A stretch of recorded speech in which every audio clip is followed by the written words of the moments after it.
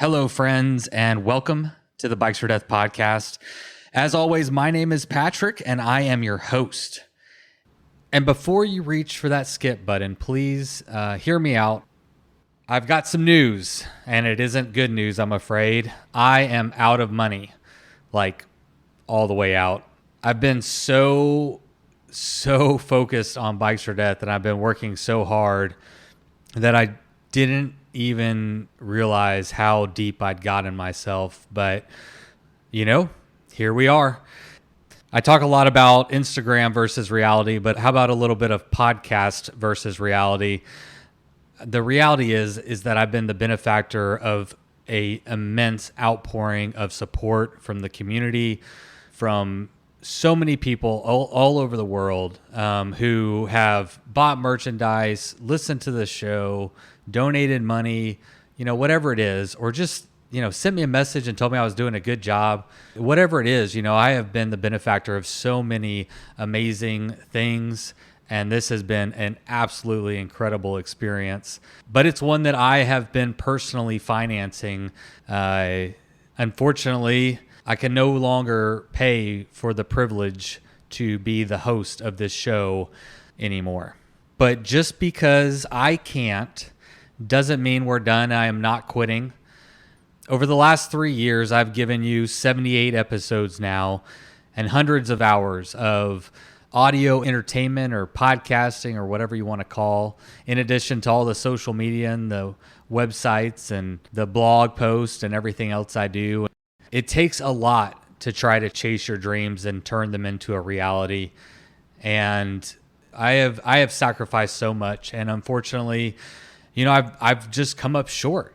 And being a person who advocates for solo self-supported adventures, and just as a person who's really lived by that ethos since I was 17 years old and moved out of my parents' house, and I've kind of been figuring it out ever since on my own. Nobody likes asking for help, but I can't help but give y'all the opportunity to decide how much you value this podcast. I hope that over these years that I have shown you how much I value it. And I've done it because I believe in this podcast. I love it, and I love y'all. I sacrifice so much because of you. I never would have given so much if it wasn't for all the love and the support that I receive from countless people. And I want to say that I don't regret sacrificing so much. I don't regret putting so much into this. I knew exactly what I was doing. I believe in Bikes for Death. And because of that, I was willing to put so much in. I've told my friends kind of as a joke, they ask me how Bikes for Death is going, and I always say, I don't know. It's either an expensive hobby or an investment. The time will tell kind of thing.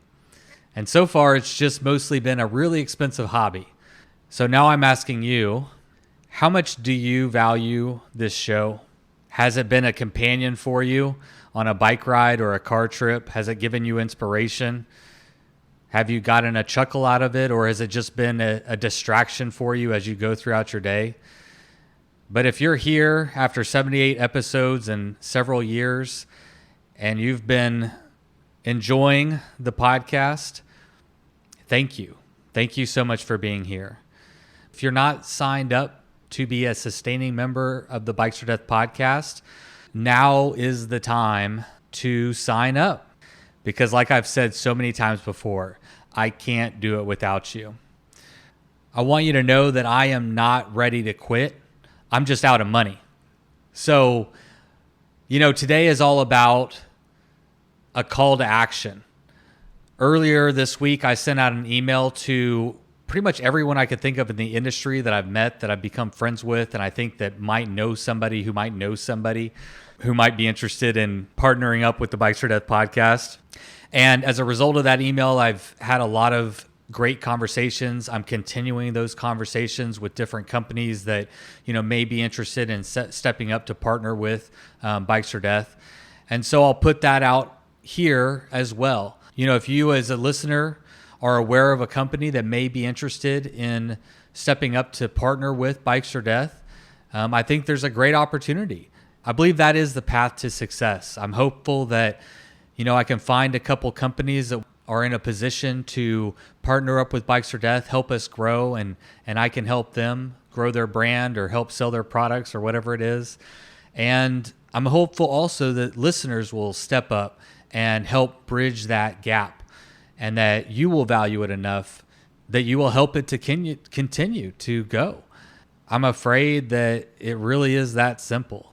I've reached a point where I can no longer personally finance the show, and I really need to make a decision in the near future about the direction I'm going to be moving in, because I have to pay some bills.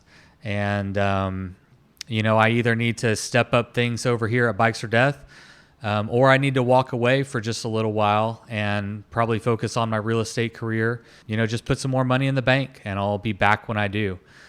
I want you to know that I am not stopping, in the words of Leo Wilcox. Even if I have to walk away for a little while, I will be back. I didn't start Bikes or Death to become a podcaster of notoriety or make money or anything. I just wanted to give back to the community, and I have certainly done that. And in every way imaginable, this podcast has been a huge success, except for financially. And that's kind of the hard part. It's not the most important part. It's just one of the parts if you want to keep it going. But like I said, no matter what, this has been wildly successful. And even if I have to step away for a little while, I will 100% be back, and I will figure out a way to make this work. I always talk about how life is a learning process, and there's no such thing as a failure as long as you're learning from it. And I have learned so much. I've grown so much. And man, we've been along for the journey, and it has been a hell of a ride. And I hope that it's not over, because I have so much more left to give. I think that really, the podcast was hitting a very nice stride after coming out of the pandemic and getting back out on the road.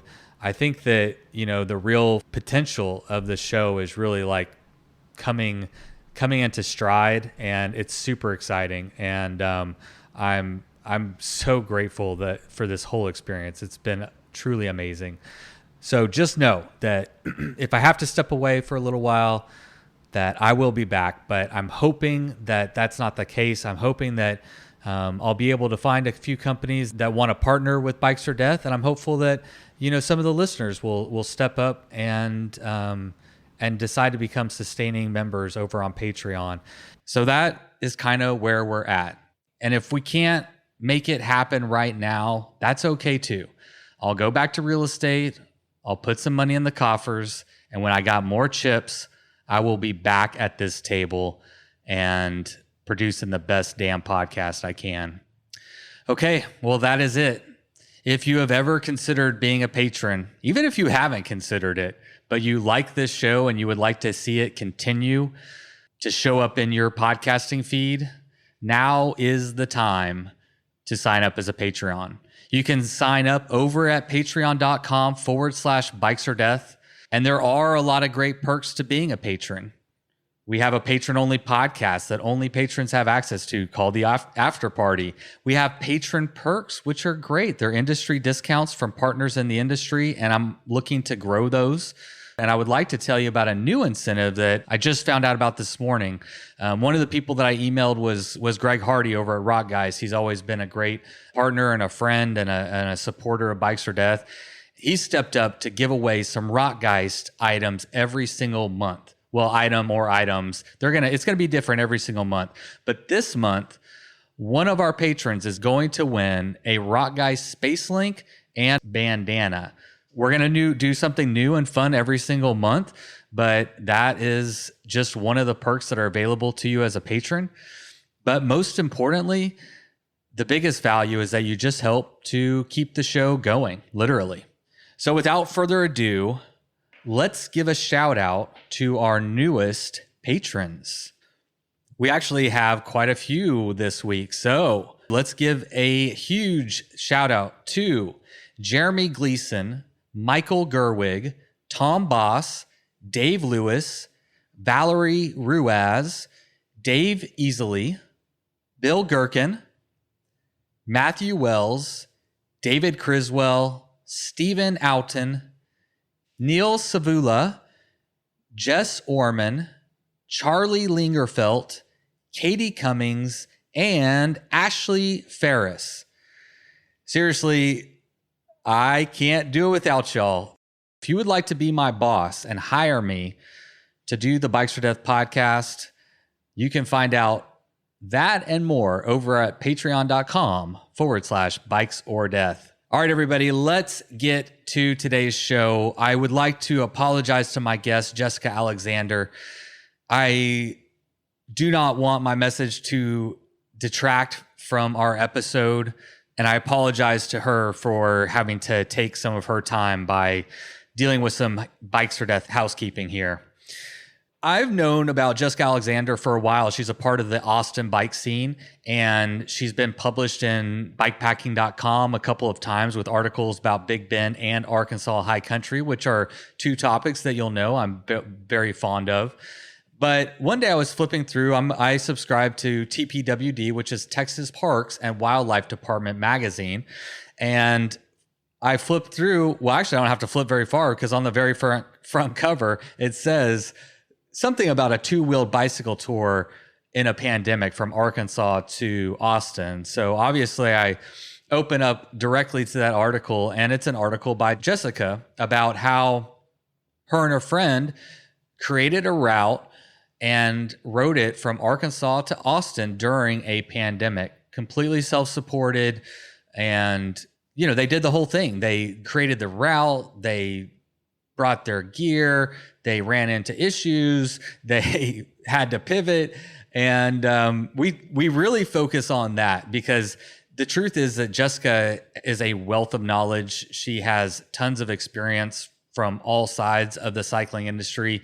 And they're just, you know, another one of these people where there just wasn't enough time to cover everything. But she has so much information. I think we did a really good job of telling her story and also sharing some really good information about how to bike pack, how to create routes, how to do a solo self-supported adventure, or in this case, with a partner. But yeah, lots of really good information. I appreciate her taking the time to inform, educate, and keep the stoke alive over here at Bikes for Death. Oh, and I also want to give a special shout out to the East Side Pedal Pushers. It's a bike shop there in East Austin. They were very generous to give us a spot to interview there in kind of their lawn underneath a huge tree. It was hot as fuck, and so it was nice to have shade, and there was a nice breeze. So I just want to thank them for giving us a space to record this podcast. All right, so without further ado, let's have Miles Arbor take it away with the Bikes for Death theme song. You load up your bike, you ride away from home. You could be with your friends or you could be alone. You ride for a day or maybe more. You just love being in the great outdoors. Everything you need is strapped to your bars, including that new pillow you got from Santa Claus. And then you think, oh shit, to yourself. You left that super lightweight tent on the living room shelf. Bikes or death. Bikes or death. Podcast. So, how far did you make it into the Bobby Wintle episode? That one dropped yesterday, and it's a 4-hour podcast. So. So I had heard about it through Bobby, actually. A couple weeks ago, I went to go visit him on my way up to Unbound Gravel, and I stayed in Stillwater one night, and unfortunately, there was a lot of rain that day, so I wasn't able to go ride there because that was kind of my intention, was to ride like the first 25, 30 miles of the, I'm going to say land run because I was just listening to his podcast, but to Mid-South. I was going to ride the first 30 miles of the 100 course because I actually haven't raced that race yet. But yeah, so he had mentioned to me that he was going to be part of the podcast, and I was absolutely enthralled in that because, first of all, I think the world of Bobby, and secondly, he inspires and brings energy and a spark to the cycling world that is contagious, that goes beyond the cycling world. I mean, you heard it in your interview with him and the 4 hours you spent drinking bourbon, whiskey technically, but if they're going to call it bourbon, let them call it bourbon. There's just that beautiful energy for life in his voice, and just how he got very passionate about the stillness and the beauty of the race and the finish line. And, like I could just see him closing his eyes, and you can feel that emotion in his voice. And to me, there's nothing like a person that can genuinely like get into your soul, and you don't even really have to know him that well. But yet, like, I feel like I've known Bobby for years now, and I've only known him a year. And I actually met him through work circumstances. It wasn't even through racing his race. So it was pretty organic that we have been able to build a friendship since that. Yeah, he's an interesting guy. There's not many people like him, that are just that contagious. I interviewed Claire up there in Stillwater as well, and that one hasn't come out yet, but she referred to him as like if you picture him as a Labrador retriever, like in a human form, like how he's just always happy and everybody's like, he's just spreading the love all the time, that was her like impression of Bobby. But what I found out, and what you touched on too, is that there's actually a lot more to that. And that was the part that I was really like interested to key in on, because I think, he's Bobby Wintle. Like, people know who he is. He's very much in the public eye. And so it was nice to get to know that side of him. And he is just all heart, all passion. And yeah, it's hard not to like somebody who's that passionate and that, just passionate about life, passionate about what they're doing, I mean, it spreads, it's contagious. He definitely has been the biggest inspiration of my life the past year. And I can say that very, very enthusiastically, but also very heartfelt, because I met him right before the pandemic. So actually hanging with the crew from plug to the bike shop that we're at right now, Eastside Pedal Pushers. They have in the past like helped sponsor some teams that went out to do Mid-South. And so it was kind of neat to see the race. Like, I have to back up. Like, I didn't even go to race Mid-South. I happened to be there, hired to do photography for cycling news over in the UK. And so I really wasn't, my expectation was to go there with open eyes, because I'd never professionally photographed a gravel race, but also to kind of take in the scene. I heard it was just so special, and there's nothing like it. They said that getting that hug from Bobby and the lands that you're riding on, and the experience of the terrain based on how the weather conditions can play out, are just unreplaceable. And absolutely, that's what ended up happening last year. Of course, we were all hesitant going into it because we knew that the pandemic was looming, and there had been grumbles of not even potentially having Mid-South. And so when we heard it was all good to go out, we headed out and drove from Austin, and it was quite possibly one of the best weekends of my life, because I knew it was going to be the last weekend I'd get to spend with that group of friends, my Austin bike family. And I remember my last bike trip before it all shut down. Mm-hmm. It's all you had for that, 18 months or whatever. It's like, that's what you had. So you said that he's one of the most inspirational figures in your life right now, or is the most? That's a bold, or a big statement, not a bold statement. Yeah, I mean, I really think that it comes down to being open and being willing and being able to meet somebody and immediately not pass judgment, and to immediately say they're now part of my family and they're part of my community. And so for me, going into this race scenario as a photographer and somebody that I didn't really know. I've photographed professional bike races before, but never in a gravel realm. And so I knew some of the photographers and media folks, but I didn't really know how Mid-South was going to work out, and, like where I had access to and where I didn't. And of course, it's still very much a grassroots, small, well, I say small, but you're not having a larger organization organizing the actual race. Yeah, it's still grassroots. So. Absolutely. Yeah. And so I'll never forget it. But like, I was in the press area before the finish line. We were awaiting the top 3 to come in, and Bobby was just kind of like saying hi to all the press folks. And then he saw me and he didn't recognize me. And he's like, "Hi, who are you?" I just was kind of caught off guard, because, rarely do I have people that I knew who he was, but rarely do you have like the race directors on a busy race day going out of their way to say hello and kind of shake your hand. And I was like, "I'm Jessica, and I'm with Fellow News." And he was like, "Well," he's like, I'm so happy you're here, and I think that you should be in front of all these guys. And so he literally let me get in front of all the rest of the media, and I think our relationship and friendship just kind of built from there, where, he could have been like, okay, stay out of the way, or, I know Bobby's not that kind of person, but I've plenty of races where I have been the newcomer and people essentially say, stay out of the way, and Bobby was the complete opposite.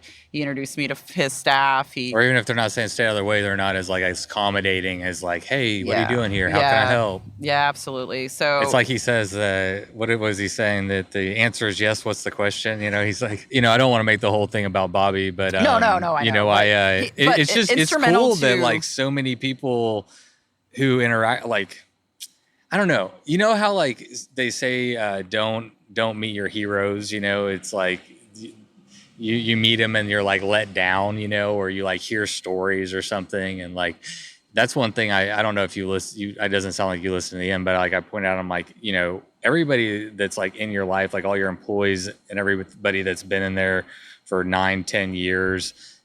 Those people all speak very highly of you, and like to be a business owner, to be a leader, and to like have those people want to still be there and be your friend, like it says a lot about who you are and the way you treat people. Absolutely. And I think that's exactly where I was kind of going with that long synopsis. Is he has been a very positive influence in his community, and I really aspire to kind of achieve that same thing in my life, where I'm a respected member of the community, where people can come to me with questions and consult. I can be consultant for bikepacking, which is definitely what I've been doing the last couple of years.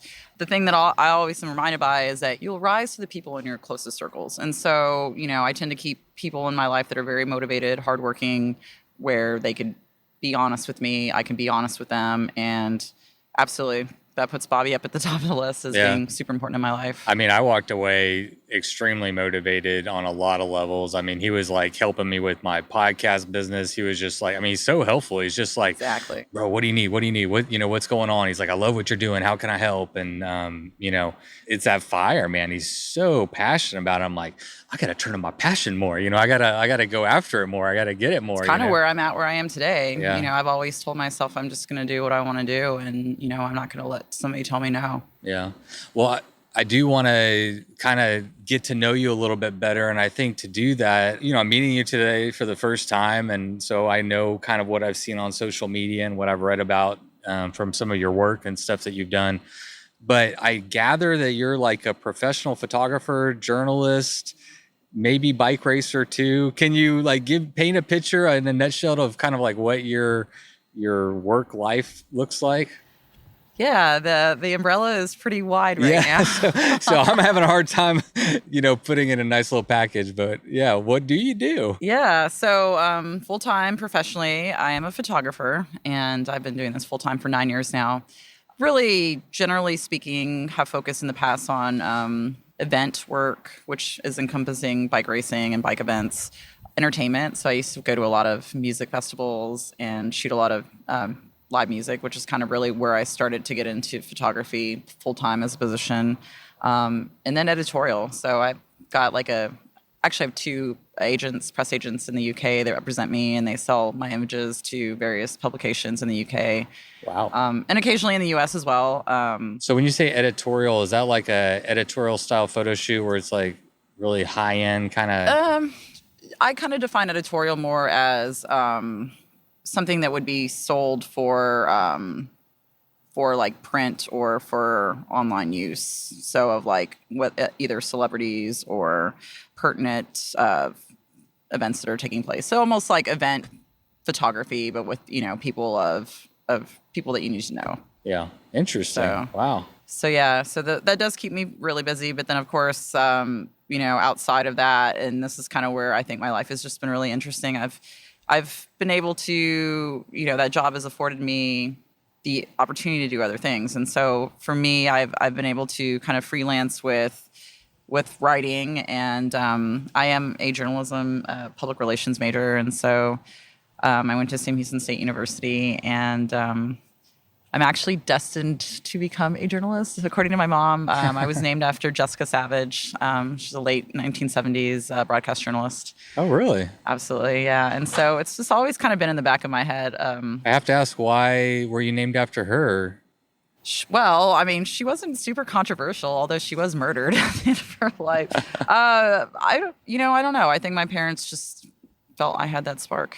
Interesting. And I think that's kind of where I've always been in love with and interested in media, is because there's always like energy behind it, and you're always chasing the new thing, and you're always making sure it's documented for historical purpose and for just overall knowledge that people need. I think it's been really crazy to kind of see how my life is coming to that in a way that I hadn't necessarily planned.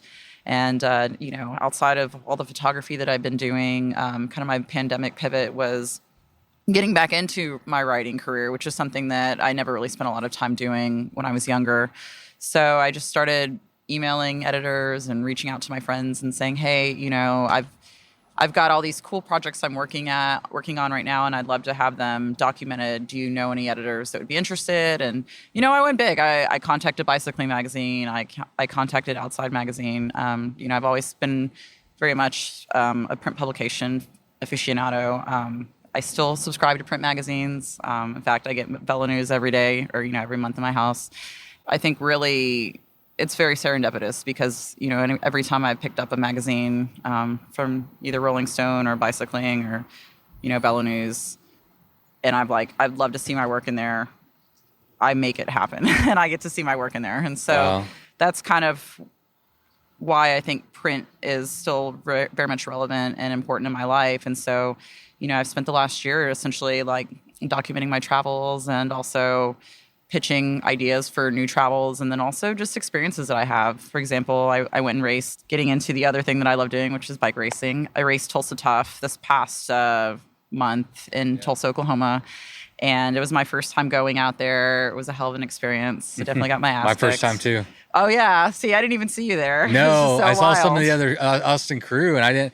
That's kind of where that question came from, honestly, and it kind of opened up my eyes a lot. Actually, that event opened up my eyes to a lot of things, but you in particularly, I had reached out to you because of an article you wrote for Texas Parks and Wildlife Department magazine about, and we're going to be talking about this, a trip that you did from Arkansas down to Austin during the pandemic. You and a girlfriend of yours, it was like a 700-mile trip. So that's why I was like, this is so cool, and that was like, all right, I want to talk to this chick. Let's go. And then I'm like in Tulsa Tough interviewing Bobby Wintle to come first full circle with that. And he's like, you got to check out Tulsa Tough. Never heard of it. So I go. And then it turns out like Jolene Holland is there racing, and Alicia was there, and you were there, and there was a bunch of Austin crew.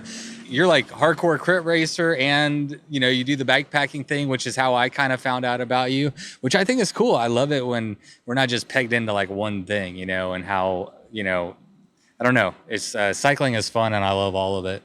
And so I like it when people like kind of cross the lines and do a little bit of it all. I think that's kind of my whole life. I felt that, if there was to be an ethos on Jessica, it's always been to kind of find ways to be fabulous in ways that are not expected. I don't think anybody expected me to like, I'm not going to say not bike race, because I did my first bike race when I was 8 years old. So I've been racing a long time, but different iterations, and I didn't stick with it consistently. But I just do what I want to do, and I think that's what my parents discovered about me at a very young age. They're like, she's going to be fiercely independent. She's going to do what she wants to do, and so I've just kind of followed that with my passions in life. So I did. I knew that photography was going to be a really hard career path to get into, and I busted my ass for very many years prior to even going full time. And then, in the last few years, it's definitely become more of a lucrative, but still very much hustle work situation. But that plays to what I really enjoy, and that's to have my hands busy. I'm not an idle hands kind of person, as you can see. And I love creating. And so I think there are ways to do that in the bike industry as well as related fields, whether it's documenting it as a written storyteller or fortes into newer adventures with spoken word and broadcast journalism. So yeah, shout out to tell me what it is. Actually, I know that you're doing a bike storytelling event tomorrow night, but Yeah, I'd love to know what is this bike storytelling and what are you going to be talking about? Yeah, so there is a wonderful new story night that's occurring in Austin throughout different parts of town, and it is all bike stories. It's occurring about once a month. So they actually had the first iteration of it was actually here at Eastside Pedal Pushers about a month ago, and there's this lovely person, Valerie, who just decided to reach out to folks and said, "Hey, do you have a story to tell? If you would, send me a synopsis, and then we'll put, 4 of these together, and we'll also have a nonprofit speak as part of it." And so the cause is, sure, storytelling in a format, kind of coming out of the pandemic, which is, very much like a nice way to see people in the community, but also to promote like good people doing great things in the community. So tomorrow's nonprofit's the Mama Jamma Ride, which I believe raises money for breast cancer. And then we've also got 2 other organizations, the Drasalo Foundation, which if you don't know about the Drasalo Foundation, let me talk about them for a second. Please do. They were we actually did a community spotlight for them on the Bikes for Death podcast, but please shout them out again. So Drasalo Foundation is a foundation that I've volunteered with over the last 13 years that I've lived here in Austin. And they're absolutely wonderful folks. Their biggest goal really is just to get young people and older folks on bikes. And they do it through different mediums. They do bike clinics. They do bike rodeos. They have a program for the seniors called the Golden Rollers. That one is my favorite. And I got to photograph that, and I literally was just crying like half the time. When photographs when they're like, because a lot of them were on like trikes with basket they're all bikes on trikes. I love it. It's so beautiful. It and was awesome. I got to, this is really kind of where I think my journalistic brain has been turning over the last few years, is like, how can I help tell these stories? Because you see the seniors, and of course they've done like a bike film festival clip of Drasalo Foundation has about the impact of the Golden Rollers, but these folks that are 50, 60, 70s, some even older than that. And I think there's a few that are a little bit younger as well, but they're like, I never rode a bike, or I haven't ridden a bike since I was 5 years old. Oh my God, yeah. It's like, nobody ever taught me how to ride a bike. And, I've always wanted to go to the convenience store, but I can't walk that far. And so it's really just kind of allowed so many new people the opportunity to ride bikes, and then also to really enjoy themselves. Especially when you're getting older, cycling is a great low impact exercise that you can do. So I want to trike right now. You don't have to be older for that. I'll take a trike as long as it's tight. There you go. Drasalo Foundation is going to be a beneficiary, or rather, they're going to be donating some bike light sets tomorrow night, and then also bike cyclists lawyers are going to be doing bike cyclist law. Is going to be doing like some little goodie bags as well with like some know your bike rights kind of pamphlets. So it's a really good. So good thing. Is that bike law? Are they advocating for obviously like better bike laws for cyclists and? Kind of both. Yeah, kind of both. Like, they have the ability to lobby, and then they also have the ability to represent cyclists that are in like wrongful incidents. Okay. So, it's just good to see that activism, right? It's one thing to say, I need to have your back and you need to have my back, but it's like, well, we're looking at everybody's back, right? Because at the end of the day, everybody can win from better legislation. I would hope, right? Yeah, at least when it comes to like what we're talking about, which is cycling infrastructure and cyclists in general. And cycling awareness, man, 100%. I have to share this, I guess. I don't have to, but just yesterday I was reading that article about, did you hear in Arizona where that guy plowed into like 7 cyclists? And I was literally reading that article, and then my girlfriend texted me and said I wrecked, and I talked to her, and it turns out like a guy on a scooter like ran her off an electric scooter ran her off the bike path into a tree, and she's actually seeing a doctor like right now. She's got like blurry vision, pressure behind her eyes, fatigue, Did he nausea. Stop? Yeah, he stopped and blamed her for it. Well, I don't want to unfortunately out myself, but I had a similar incident pretty recently too, where somebody on a scooter hit me. Yeah. So there's lots of that things what we're like talking happening. About. So to speak to what you're saying is like, yeah, let's just make it better for everybody. Yeah, absolutely, and create a space for everybody. Scooter guy can be there, cars can be there, cyclists can be there. Nobody needs to blame anybody. You know, it's just there needs to be that definitive awareness and actions because of the awareness that has been made. But going to the event tomorrow night, it's going to be a great event. I'll be one of 4 speakers, and it's just really nice to tell my story. I'll be reading from my bikepacking.com journal article that I wrote this past February about my non-related experience to the one we're about to talk about, but my I'm not going to say failed attempt, but my experience at bikepacking the River Road Ramble in Big Bend National Park on 38 millimeter tires. That probably tells you everything that you need to know. Oh my gosh. Well, if people aren't familiar with Big Bend and the River Ramble, I mean, the River Ramble is like almost 200 miles or more. Yeah, I think it's a big chunk. I think we were going to clock it at 168. There's a couple of various routes that you can do, but and we were actually going to be there like one weekend apart. We were right? going to. Yeah, absolutely. I was very excited about that. I went there for my birthday, and then you were like going out there shortly thereafter.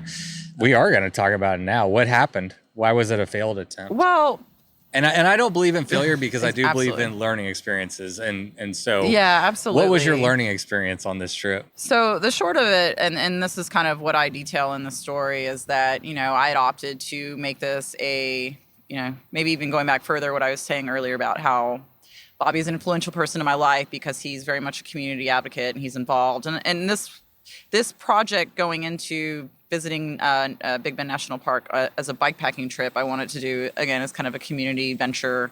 And so it initially wasn't my idea. Andy Chasteen, you may know him as the photographer for everything in the cycling world. He put the idea in my head. I was doing a photo shoot at Meteor, one of my sponsors, and Meteor's a great place, good coffee, good beer. We like to hang out there after races or training. And he's like, hey, why don't you get some of your friends together and we'll go? Because I had just gotten back from there and I didn't have time to bike pack on that trip. I just went to do some road rides and some just kind of casual, quote unquote, casual gravel rides, just to kind of test it out. And I had a great experience. And I was like, Andy, you caught me in the right frame of mind. Let me ask some folks. And, I found like my little pot of women riders were all into it. And so we went out there and, the part that I don't want to leave out, but very much kind of will sway the story, is that none of the women that I brought with me had any experience bikepacking.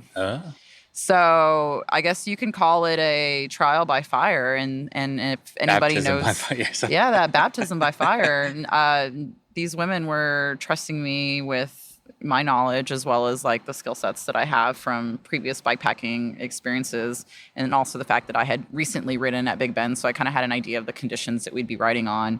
But truth be told, I don't think anything can prepare you for that experience of going there with your bike fully loaded down. And then, on top of that, we're there the first week of January. So the first day we wake up, it's like 15 degrees.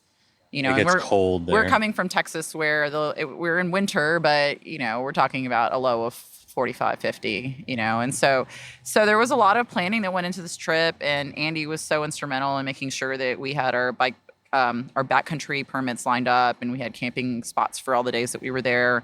And then I was really more in charge of the logistics, like making sure that we all had like a ride there, that we had, split costs for like a hotel on the back end, and then any like camp fees and, firewood or anything that we purchased while we were on site. And the idea for me was just to guide a group of friends through this trip and make it no cost to low cost. So to take away the barrier of bikepacking. And I'm sure you're probably thinking, yeah, that's a hell of a trip to take a bunch of first timers on. But I also think, that's what made it special. And that's what made it one of those experiences that if you push your limits, you really know how much you love something or you don't love something. And so it was kind of a good thing for me too. Like I had never really led a big group of people bikepacking before. And so it kind of made me realize, maybe that's not something that I necessarily want to do, but it also gave me all this invaluable information about what I love to do, which is to like teach people how to bike pack. And so I helped everyone get their gear together, and I showed people how to pack their gear, and I talked about like options for meals, and everybody did their due diligence research to be prepared, and it was an amazing experience. From that alone, everybody came away like feeling very empowered and having learned something, even though we didn't actually get to complete the 4-day route as originally planned. So what did y'all wind up doing? So it's just, I think the biggest challenge for us is that we were on, all of us decided to do it on 38 millimeter tires, which is pretty slim for the roads out there. I mean, you really want to be on like a 650B, like wider the better. I mean, just go as wide as you can, / even a mountain bike. And none of us had mountain bikes, and so we just rolled with what we had. And I think because of that, we weren't able to ride as fast as we had initially planned on it. And some of the roads do get pretty rough out there, so there was some hike-a-bike, and there were definitely some experiences that I'd say sections where I was like, I don't want to do this anymore, where it's just constant, like you're rattling and jolting over rocks so hard, and this because you've been out there. Your gear bags start loosening and things just start breaking on your bike. And I mean, we must have stopped every hour to adjust gear or to fix something that broke. Or, I mean, by the end of the trip, I must have cut off like 30 zip ties that were holding my bike together. And, we just made a call on our third day that, we weren't having as much fun as we initially had planned. Yeah. Which, I mean, fun, this is not a type 1 kind of fun. This is maybe a type 2 fun, right? Like after the fact, you're like, man, that was great. Yeah. But, it was cold. We were having a lot of mechanical issues. And we knew that to be miserable on a first time trip wasn't necessarily, I think, going to be beneficial to anyone. And so we called it. We finished it as a road day, and we ended up actually our final day riding in the area. We went and rode out the Lajitas trails near Terlingua and enjoyed that more. Yeah. It was absolutely like the most peaceful way to spend the day, and everybody got in their fill of bikes. So. I've been in a very similar position out of Big Bend where you just bite off more than you chew. It's very, very easy to do out there. And I've called it and pivoted and done something different 100%. In fact, whenever I actually created a new route that is going to be published on bikepacking.com, that's what I was doing there. Nice. But the whole idea, it's called the Rio Revival. And so it's more geared toward, it could be a 4-day or a 3-day, but there's like water, 2 nights where you're like right on the water, so you can like get in the Rio. And it's just like, it's a lot of good parts, but like a little more tame, because that River Ramble is like, it's a legit tough route. So, yeah, I sat down with Jordan, who created the route, Jordan Vondy, I believe, Vondy, Vondy. That's his real name. I've talked to him about this before because I can't pronounce his last name. And so he's like, yeah, you can just call me Vondy. Vondy, okay. So yeah, he's a local photographer, photojournalist, actually. Very, very talented, extremely nice guy. And you can see a lot of his work with the Texas Tribune. So he's got some really large clients here in town. He and I chatted because I wanted to kind of get the vibe from him and also talk to him about photography. And he's like, yeah, I probably shouldn't have gave it that rating of a 4 or whatever it was that he gave it. And I was like, it's not too late. Turn around. Don't drown. We've talked about that on the podcast before too, is we actually had that exact same conversation, and I rate it higher. And even like, if you go into the comments on that route, did you see where the park ranger was like, we need y'all to understand that this is hard and we're tired of rescuing y'all. Wow. Actually, I didn't see that, but I mean, that's a good reminder to ride within your means. And I think that kind of ties up that experience for me, where I had gone out a mere month before, and I'm a pretty fit person, and I actually got really, really fit last year in 2020 in my pandemic pivot. And I went out there and had a great time riding. But then, going out bikepacking and putting that kind of strain on your body with gear loaded down, as well as like those temperatures that we're not necessarily accustomed to or that we haven't trained in. You really have to, I mean, I don't think you can downplay that enough. Like, you really need to be prepared for, what was it that Bobby said, or that really everybody says, prepare for the worst, but hope for the best. Yeah. Is literally the best thing I can think of. Yeah, that's 100%. And pack an extra tire. Big Bend, it's tough terrain, so I don't think y'all are correct. I think it's badass that y'all tried it, and there's only one way to find out sometimes. And if you always complete the trip, then you're like, well, I left something out there on some, like, you really have to push yourself to find your limits and know where your weaknesses are and know where you can get better, and all those things. Again, no failures. Yeah, I think that really can tie into, you mentioned the Texas Parks and Wildlife article that I recently written. It's for, I believe, the June 2021 issue.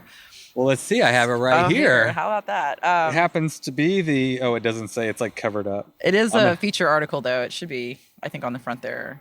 Oh gosh, it is on the front, isn't it? Yeah. The first one. Wheels. Camping on 2 wheels. Bikepacking from Arkansas to Austin in a pandemic. Yeah. So, along with my pandemic pivot of getting in shape and, writing more last year, I felt like there was a need to get away. And some people would argue that traveling during the pandemic is probably the worst thing that you could do. And I beg to differ, because my intention was to kind of get away as much as possible, right? And visit some remote areas of the U.S. that I wouldn't normally visit, because I either A, didn't have the time, or B, I didn't have the interest. And so I think it came on a whim. I was planning, this is a 2-part story, because I get to talk about the trip that I'm planning next. But okay.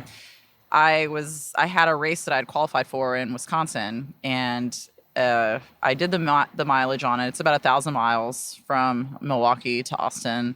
And I was like, great, I'll either just bike pack there or bike pack back. And, of course, the pandemic happened. The race was canceled.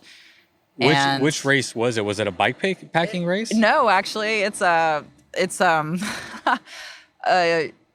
USA Triathlon Age Group Nationals.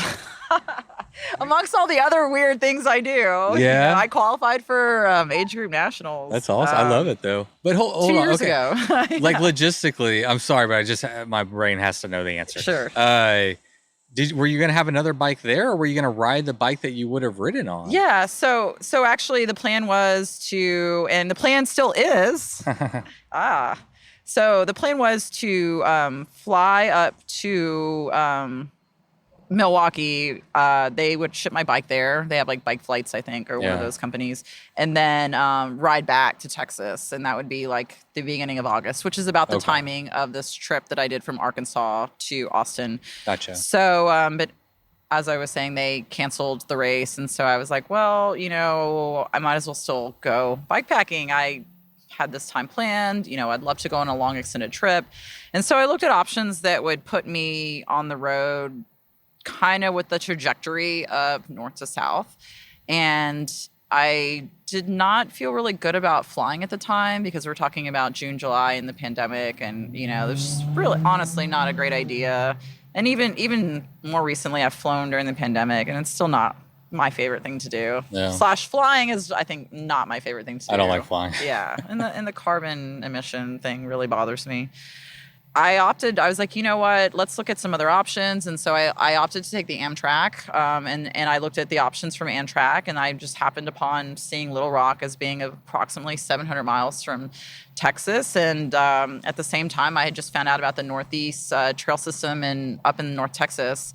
And I was like, well, if I route it correctly, I can swing in from Arkansas right through Texarkana, and actually hit the trail before I drop south through Dallas and then towards the 35 corridor. So how much, and I guess it's worth mentioning for people who don't know, the Northeast Texas Trail, and I learned this from your article, will be the 4th longest, off pavement or multi-use path. Correct. Yeah, absolutely. In the United States, once it's fully done. But how much of it did y'all actually ride? Because the one thing I was bummed about in the article is that they didn't have the route, a picture of the route that you did. Yeah, I actually need to get on that. I've had a few people ask, and unfortunately they didn't ask for Parks and Wildlife, but I think in hindsight, it's definitely something I'd like to publish.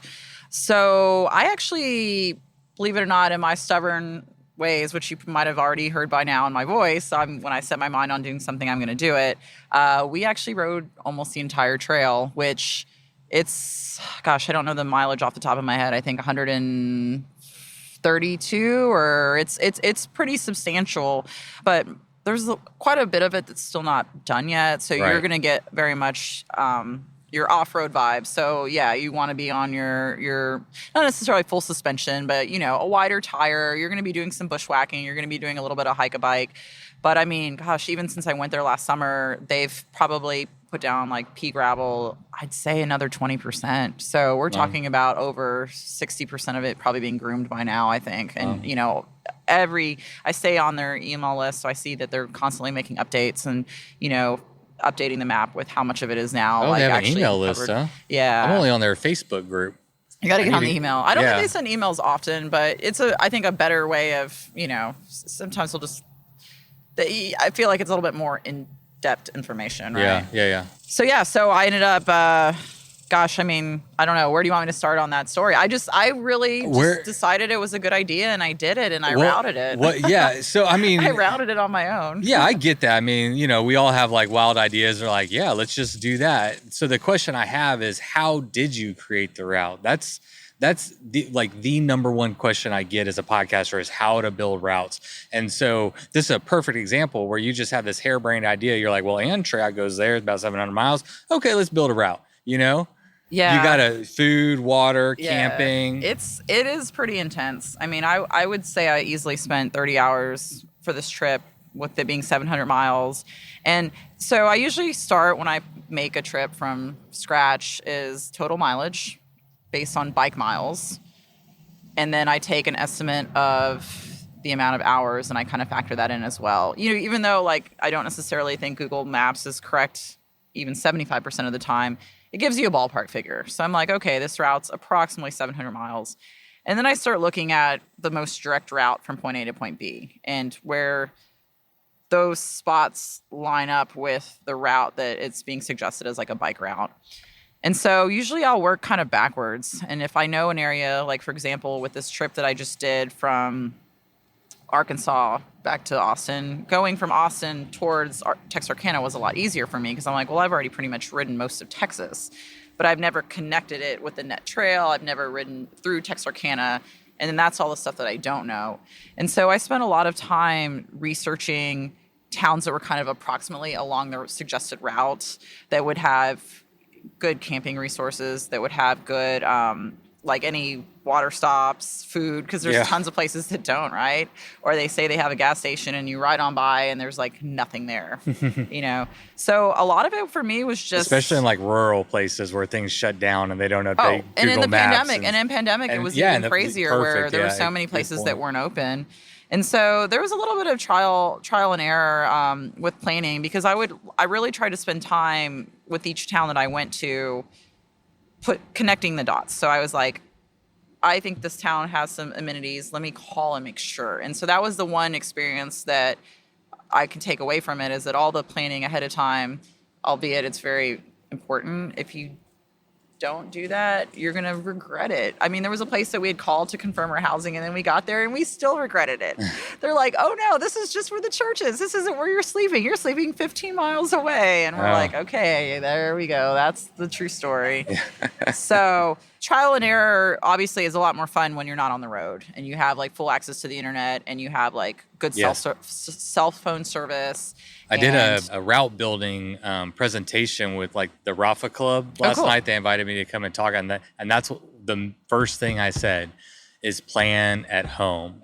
That's where, because you don't want to be out there on a long trip and there's mechanicals, there's heat, there's so many other things that you have to worry about. You don't want to have to wonder where you're going. Yeah, absolutely. I mean, that was the biggest learning experience that when I first started getting into bikepacking, I found it resonated with me. It's like, well, I'm a planner. I've got to make all the plans I can ahead of time. And I've been very resourceful. I tend to cross, there's a couple different platforms that I really lean on when I do my routing. First of all, Strava has like a great build your own route. Strava is also a sponsor of mine for 2021. And they've been really insightful for providing metrics that I think most anyone can understand and find useful. And then also like building features that we actually need. For example, I happen to be a beta tester for them. And I'm like, well, we have this route building opportunity here, but are we making that mobile? Because if I'm out on the road and I need to make a route, it doesn't matter if I can do that at home. How do I do that quickly while I'm out and about? And so they added that feature and, that saved my biscuits a couple times when I was on the road. And the same could be true with like their desktop version. So I tend to like to use that with heat maps to see the most populated areas for bikes when I'm trying to connect from city to city. And then, of course, I also like ride with GPS to see what other folks have done for their routing, whether they were bikepacking or not, just to kind of get a vibe for the types of situations they might encounter, which they'd write in the notes, or, like where they like to connect when they hit a certain town or a city. And then I think just generally speaking, being very good about the Adventure Cycling Association has like a great website, and they have great maps that are already existing of like very popular routes, but still pulling from their routes and places that they've gone as like, these are must-dos, or these are things that you should be looking for. Like basically taking the expertise that's already been laid out there. Yeah, for sure. And applying that to what I'm doing. And of course, finally, you can say the same thing for bikepacking.com, having that resource of like, here's what we've done. It doesn't necessarily mean you have to do it the exact same way, but this is what we were looking for. Water spaced out this far, housing spaced out here. Yeah. And those kind of all gave me the know-how of like, okay, approximately I want to ride this many miles a day. Approximately, I'm going to need water, food, this far away. Approximately, this is what I'm going to need in terms of like shelter or aid, or, there are certain, like a bike shop, right? Like I'd like to see a bike shop once every 5 days if I need something. For sure. So I kind of had all that in the back of my head before I actually started routing. And then from there, I think it's having a plan B, C, and D. I always try to make sure that if I can't go somewhere, whether the road's impassable or I'm too tired, that I have other options. Like I've either lined up another campsite, or I know like there is this location here that's 10 miles the other direction, or, it just really, you're almost over preparing sometimes, and I think that's where a lot of times my prep builds up, is because I'm not only planning for my ideal route, but I'm planning for my less than ideal route, or, if I can't do this, I can do this, or if I don't feel this, I can do this.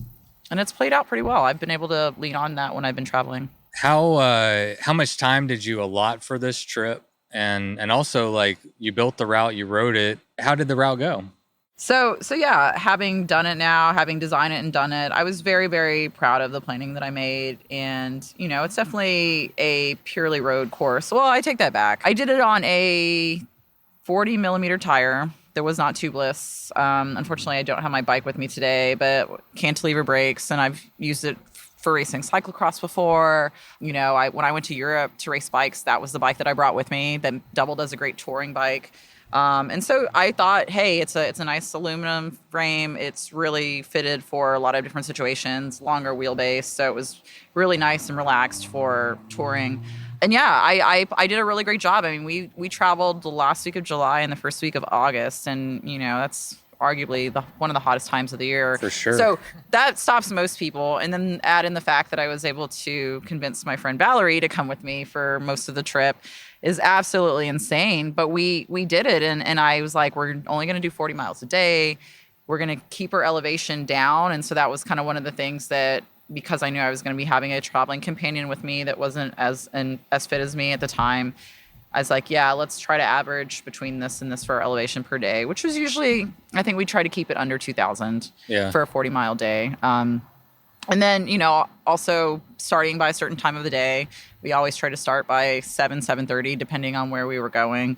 And then generally speaking, we always had meals already planned for, or the ability to stop for meals along the way, which we found out the true meaning and value of Dollar General in the South is pretty special. And a lot of them actually have grocery stores added onto them. And that electronics, is groceries, bikepacker's haven. I mean, like, hey, sponsor me, y'all. Dollar Tree, that'd be a good one. Actually, so yeah, I stopped at a Dollar Tree this past weekend. They've got ice and cold beverages, so shout out to them too. Sponsor me.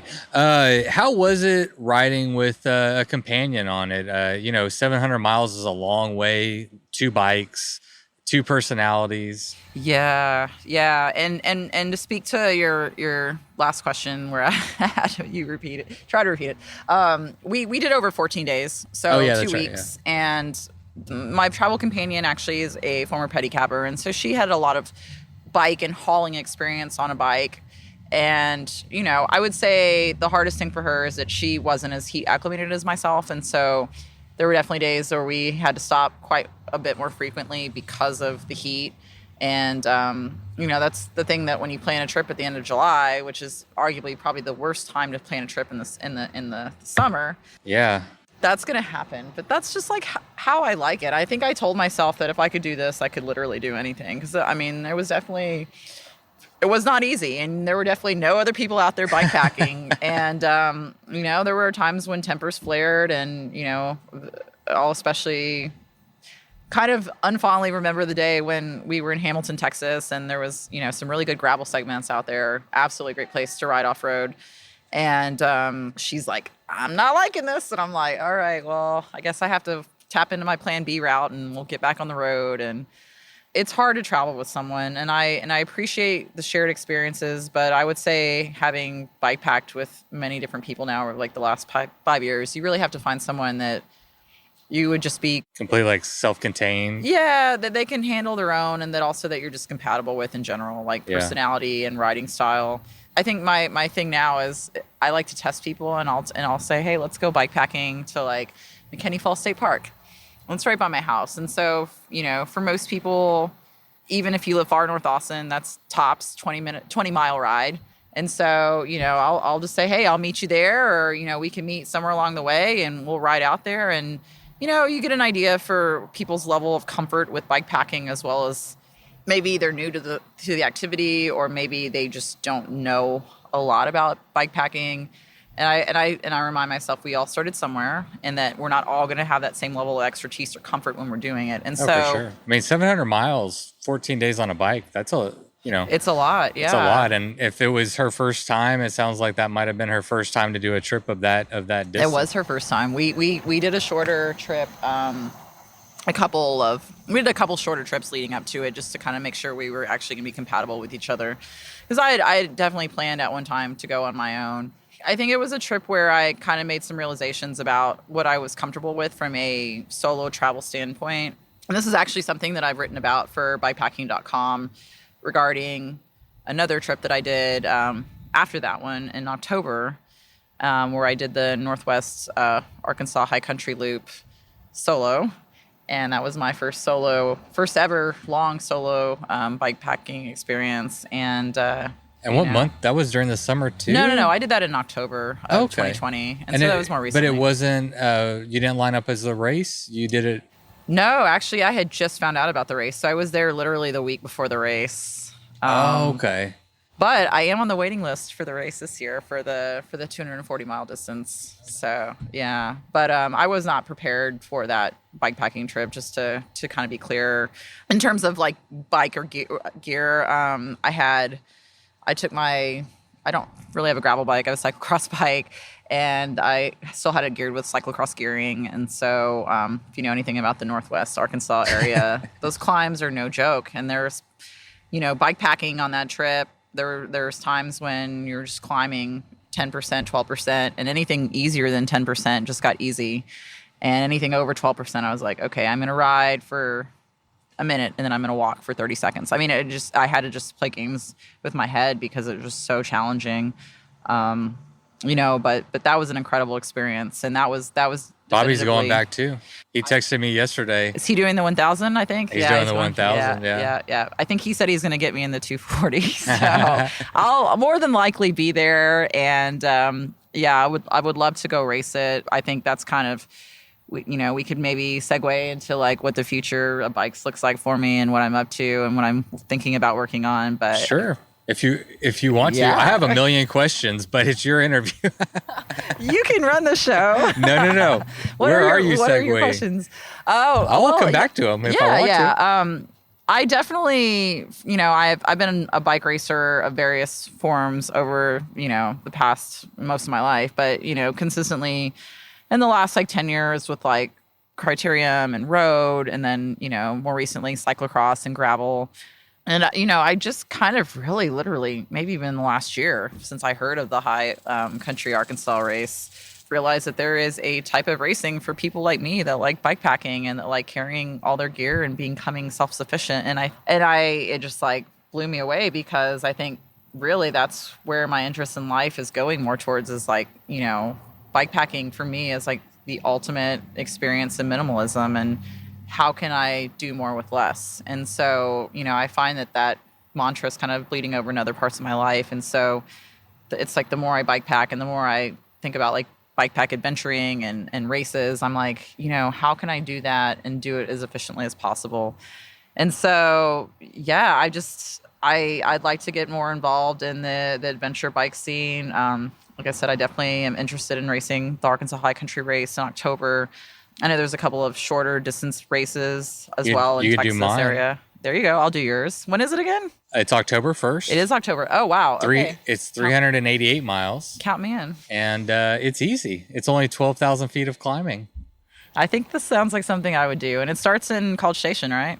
No. This one starts at the Bullet Ice House in Point Blank, Texas. Oh, Tell me wow. if there's anything more Texas than that. Sounds flat, and it sounds like we're going to get drunk before it starts.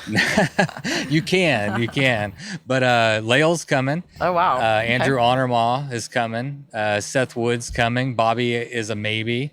I'm definitely interested. It's gonna be a good time, but it's an interesting distance, right? Because 388 miles for someone like Lael, she's not gonna bring a sleeping kit. Sure, you know, sure, she sure, just yeah. Andrew would be in that category. Yeah. But it's also like you could come Perfect off for the me. couch almost. Or be a weekend warrior and have a full-time job and still do it in 3 or 4 days or Yeah, something. I yeah. mean, it's accessible, and that's what. And then the whole idea is I do want to throw a big party because if you have a big long bikepacking race, everybody's comes in over like a week. But if it's a little bit shorter, they come in a tighter window, and then you can all meet back at the bar and I love throw it. down. I love and it. have Well, a party. count me as a tentative. That sounds beautiful. Well, no pressure. I am putting you on the spot, but I love it. No, I love it. I do have to promote my own stuff. You know how that is. You work for yourself, right? Self-promoting machine. Yeah. You gotta promote yourself. I wanted to ask you about if you could speak about being a female biking with another female companion or just bikepacking solo. And obviously me being a guy have no experience with this, but there's a lot of women that it's a huge growth. I mean, women is the largest, fastest growing segment of our sport. And so what can you share that would help the comfortability, or what have you learned over the years? Yeah, that's a really good question. And I think that's just something that for me came with this epiphany moment when I was on the Arkansas high country 240-mile loop. And it is available to read on bikepacking.com, discovering, I think I titled it Discovering Aloneness on the High Country Trail. I went into that trip with, having done rides with other people and, mostly other people that identify as women with that comfort level, right? Like I have somebody that is going to support me, that's going to kind of watch my back. Like if we think there's something thumping in the woods, one of us is going to stay awake. We're both in that same heightened awareness. And so through solo travel, I think is where I found that fear of being in stillness. I that's a very broad, not direct answer, but I think I realized that I wasn't really alone being alone, and so that really kind of that pivotal moment, I was riding in the rain. It was cold. I'd been alone. I had a dog with me. I had a dog running along while I was riding. It's on YouTube. It's pretty good. Oh my gosh. Ginger, the golden retriever. But yeah, I just had this moment when I looked over at her and, I'm crying in the rain because I'm so cold and I'm so miserable. And I'm like, I'm not really that alone in life. And it's not until you realize that moment that I think for me anyways, my fears dropped away. And for the rest of the trip, I was no longer jumping when I heard something in the woods or, worried that somebody was going to try and mess with my bike when I stopped at a gas station.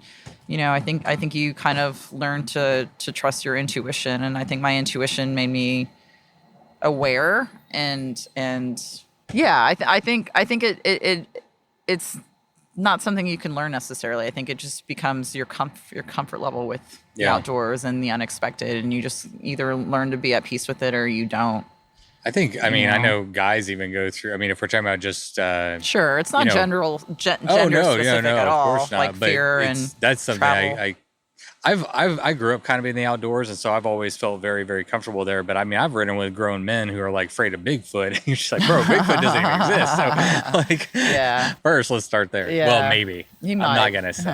Hey, I'm open-minded. Anything. I'd love a Bigfoot to exist. But there's something really powerful that comes as a result of bikepacking and self-supported travel. And I think that's what it is. It's like this self-confidence, this like ability, this knowledge of your own ability to do hard things and to like be okay. And that's a feeling and an insight into yourself that really never goes away. And once you understand about yourself, you're like, oh man, I'm okay. I can do this. I've got it. Yeah. And I think that's kind of the lessons that I pulled from it, and the best advice I can give, because I listened to tons of podcasts about how do people as women identifying solo travelers deal with fear and safety, and everybody had different answers. But I think the vibe I got was you just have to find it within yourself to say, I'm not afraid. And once you believe that dialogue is when you truly are not afraid.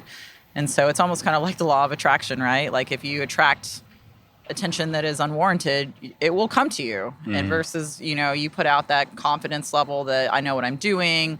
I'm not someone to be messed with. Make sure you have a sharp knife with you at all times. There are definitely ways to empower yourself. And above all, I think don't be afraid to ask for help. And I think that's kind of the biggest thing that I've learned when I'm traveling is that, the kindness of strangers can go a long way to kind of balance out that fear factor of like everybody's out to get me. Yeah. You see that one person that sees you on the side of the road that stops and is like, hey, do you need help?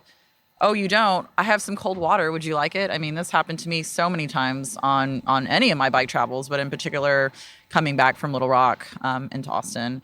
And so, in your article, you were talking about, I'm going to butcher it, but you were essentially saying like the unexpected kindness of strangers, especially like in unexpected places. Let's be clear, you were like riding through Trump country in rural Texas, Bible Belt. I mean, Trump signs everywhere. Absolutely. But I don't know if you wanted to share any of those experiences or just what that was like. I mean, I think there's definitely something to be said about being able to suss out a situation, right? And to know when the energy is safe versus not safe, right? And there were times where I was like, I'm not going to stop anywhere near here. But I'm also been a person my entire life to not necessarily pass judgment very quickly. And so, and the one thing I discovered in like places like that, and especially in places that you don't expect it, like anytime I've been in Arkansas, I've always been told and always heard like, what a red state it is and how unfriendly people are and how there's not a lot of diversity. But then, I'd get out into some country areas and people are waving and they're holding their dogs back and, they're offering you water or the water hose. And I'm like, man, that never happens in Texas.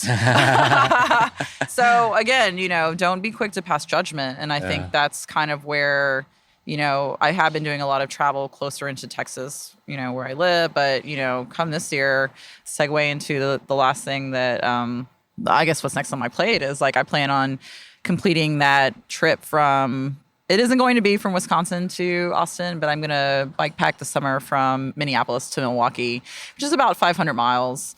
So a different experience, a different part of the U.S. It is going to be primarily road-based again, but I think it's an amazing opportunity late July, early August to experience a part of the country at a time of year when it's actually very beautiful to visit that part of the country and to also meet different types of people, right? Because I'm going into these states that are going to have different political backgrounds. They're going to have different diversity. They're going to have different food, different culture. Yeah. And, I think that's ultimately why we travel, right? That's why like I went to Europe a couple years ago and brought my bike is because I'm like, well, that's a very easy way to meet people. And if anything from all my travels, that's what I've learned is, like the bike almost takes away that I always thought a bike would be like a barrier to conversation or to, it's in the way, bikes are in the way when I'm traveling, but it's the opposite. When I'm on a bike, people unexpected come up to me and ask me what I'm doing and where I'm going. And as long as they're not driving, they're really interested in what you're doing. But if you see them on the road where they're driving, there's some people that I've met driving that'll actually pull over and, kind of like I was saying.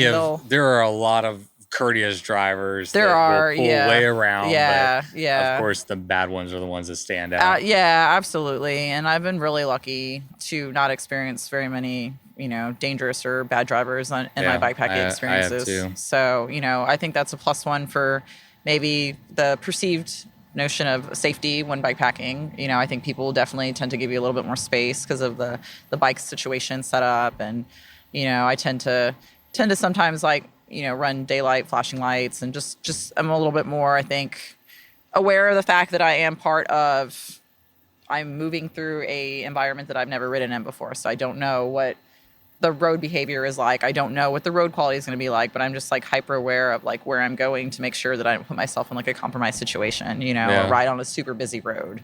Well, you're definitely a badass. Like if you asked me to go on that trip, I would have been like, no, it's too hot. You were trying to get me to go bike pack like a few weeks ago. I'm like, it's too hot. You're tougher than I am. Yeah. Are you from Texas? Where I are you am. from? Yeah, no, I'm from Texas. I was born in South Carolina, but I've grown up here. My family's been in the Austin area since the early 80s. So, yeah. Well, I know you have to go to work, but why don't we talk about like what are you doing tonight? Are you racing tonight?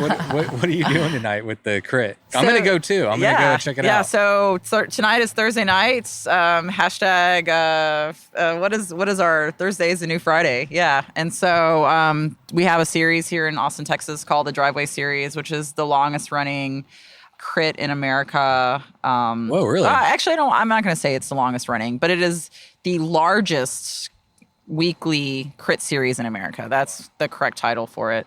And so we host anywhere from 4 to 7 races a night, everywhere from March to October. And so I've kind of involved on the race promotion side too. And so I'm going to be helping out with registration tonight, as well as we are hosting a women's clinic. So we are essentially teaching women how to ride bikes. And yes, there is like the element of learning how to race bikes, right? How to pace line, how to pull through, how to corner. But then there's also the like, here's how to get better at bike handling, which I think is a skill that everyone can use. And so we're trying to have like a series of educational clinics, I'd say every like 2 or 3 weeks at the Driveway. It's been really great because you have all these riders I've never seen before that are like wanting to learn. And so I'm excited about that. It's going to be great to see some new faces. So I'll be photographing that. And then, like I said, working at the Driveway. But I'll probably get back to racing next week. I needed a couple weeks off from Tulsa Tough to kind of get my brain straight and get my legs back into that like high turnover. Well, can we talk about crit racing for a little bit? Yeah, sure. Let's talk about crit racing. So I had never been to a crit race. I knew kind of what they were. It's in the city, short course. But again, I was in I was in Stillwater, and everybody I talked to was like, "You going to Tulsa Tough? You going to Tulsa Tough?" So of course I like Googled it. I'm like, okay, it's a crit race. And they were like, no, you got to go. And so, I mean, I wasn't that reluctant. I was like, sure, bikes, I'll go. And I took my camera and I looked at it as I'm learning photography. I love, I'm just learning, but I really, really enjoy it. And so I was like, okay, well, good. I'm going to go like practice photography and check this out. What I loved, what I took away from that as a first timer was it takes some of the, like the Tour Divide. What is it? Tour de France. I'm such a bike packer. Where it's like a, 6-8, whatever bike ride. And there's still some of those tactics going on in crit racing where you're still like, there's teams but it's just like on a shorter loop. But the most important thing for me was how I saw it introduce the community to cyclists.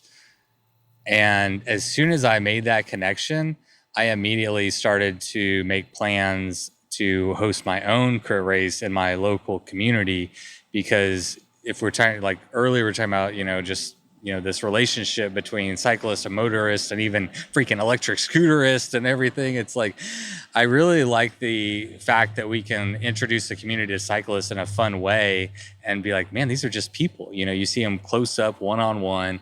That's how I got into bike racing. My parents took me to my first crit when I was 8 years old, and really? I was hooked. In Tulsa, I'd never experienced anything since then. And when I went to Tulsa, it was immediate, like, taken back to this very special, sacred, the world is innocent, we're all equals, nobody's better than anybody else. And it was just an incredible feeling. And I felt that the entire weekend in Tulsa. And it wasn't just me, it was everyone. Yeah. Everyone's like, I love everybody here. And, there's so many people. Gosh, my favorite moment was probably on Sunday. My favorite moment not related to racing specifically or partying. There were very few of those. There was, some of the college kids were hanging out on Crybaby Hill, and it was probably early, like 12, 1 o'clock, and they were watching the races, and I overheard this guy, I guess, lean over to his girlfriend or one of his fraternity brothers, and he's like, this is called a criterium. And he's like, this is what they're doing. And this is, obviously the Crybaby Hill, but like they go through here. And then, there's a finish line on the other side. And he was just explaining how the race worked and what creams were.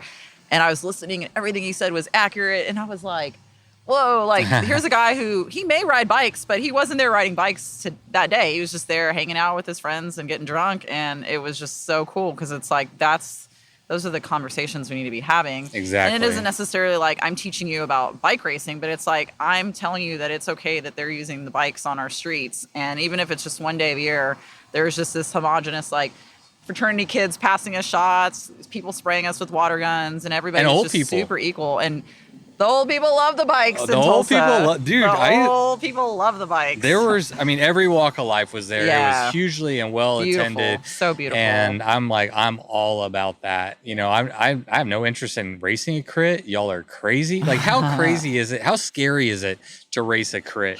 Well, I only got through 12 minutes of the crit to give you an idea of how scary it was.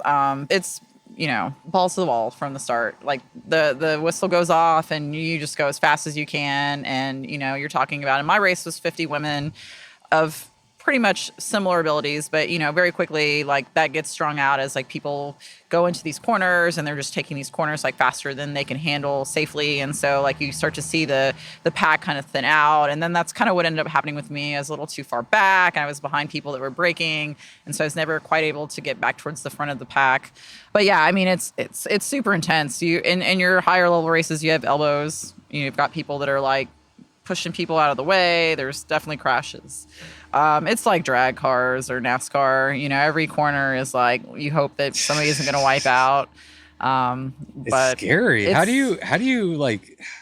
I've just gotten over the fear, honestly. In all my years of racing, I'm finally getting over it. Yeah.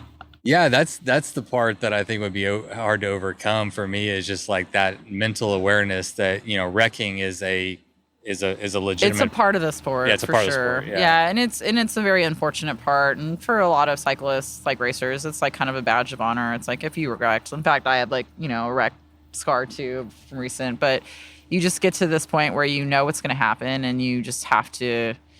I don't know. All the pros. My favorite local pro, Colin Strickland. He's like, I was like, you never wear gloves when you race, and he's like, because I don't crash. Oh, so I really want to interview him. Take that from how you will. Like you just put in that mentality. You're in your mind that you're not going to go down. And then you race with that confidence and you go out there and you do everything you can to make sure that you're not either the person to cause a crash or be around when a crash happens. It applies to, you can't enter the Arkansas high country or a 700-mile ride and think that you're not going to do it or think that you're going to be fail in some way. You envision success and you envision, the best possible scenarios happening. And so that's kind of, I guess, how I take on all my adventures is like always look out for the best and they'll be great adventures. Awesome. Well, thank you so much for chatting. I really appreciate it. I appreciate everything that you do for the community. And like, honestly, like you're somebody that I kind of look up to because, you've crafted out this really cool work job situation that's like allows you to do some really amazing things. And not only are you doing it as a living, but you're doing what you're passionate about and you're able to share and grow the community, which is obviously what I'm into, is like, just let's get more people on bikes. Let's make it as easy and fun and get everybody on bikes and yay bikes. Yay bikes. Yay bikes. So where are we going now? What are you doing? Let's go do the driveway. I'm going to do the driveway. I'm racing. I'll see you there. All right. Thanks, Jessica. Thank you. All right, everybody. Thank you so much for tuning in to today's episode.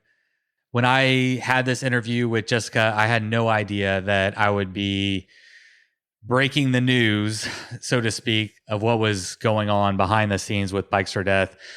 I didn't have that reality check till the day after, actually. So yeah, this is all kind of new. And in many ways, I'm still kind of trying to process it. In many ways, I feel kind of lost. I've had a direction in my mind that I was pursuing wholeheartedly, and it hasn't exactly worked out. And now I'm just not sure. It's like, well, I am sure. I guess the truth is that I can't do it alone. Like I always say, it's like, that's the reality. So my path to success looks like getting help. It's something that I'm not very good at, to be honest. But, I keep quoting Bobby Wintle, but I guess it was a pretty recent episode, and he is a quotable guy. He says, "Together we are heavy, and alone we are light." And, regardless of the money, this has been a very, very heavy experience because it has not happened in a vacuum. It has happened with you, because of you, for you. And I have been a huge, huge benefactor in so many ways. If you are feeling inspired to help, there's a few things that you can do. Obviously, signing up as a patron is the best way to support the show. It lets me know exactly how much money I have every month coming in and can count on to produce this show. The second thing is we have like a few $1,000s in merchandise over at the Bikes or Death store. If you fancy yourself some Bikes or Death merch, now would be a great time to go over there and get it while it's hot.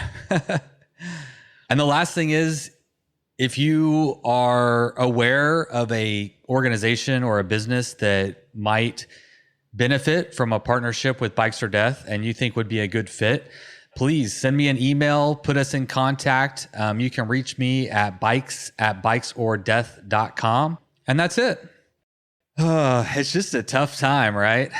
It's a tough time. Tough time to be knocking on doors in the bicycle industry when they don't have product to even sell. And it's a tough time to be asking patrons and listeners of the show for money when I know that so many people are struggling. So I think we'll just leave it there. I am not quitting. I want that to be very clear. I am not giving up. I believe in this community. I believe in this podcast. And I am so hopeful that, I don't know, man, I feel like I threw a Hail Mary, and I'm hopeful that someone will be at the end of it and will catch that ball. Hopefully many people. And together we can keep this thing alive and we can keep doing it. And y'all know me, I will pour everything I have into it if I'm given the opportunity. So that's my last ace, and I think it's a good one. All right, everybody. Thank you so much for being here. Thank you for being with me on this journey. Every step of the way has been a wonderful experience. I couldn't do it without you. I love you. Now go ride your damn bike. You load up your bike, you ride away from home. You could be with your friends or you could be alone. You ride for a day or maybe more. You just love being in the great outdoors. Everything you need is strapped to your bars, including that new pillow you got from Santa Claus. And then you think, oh shit, to yourself. You left that super lightweight tent on the living room shelf. Bikes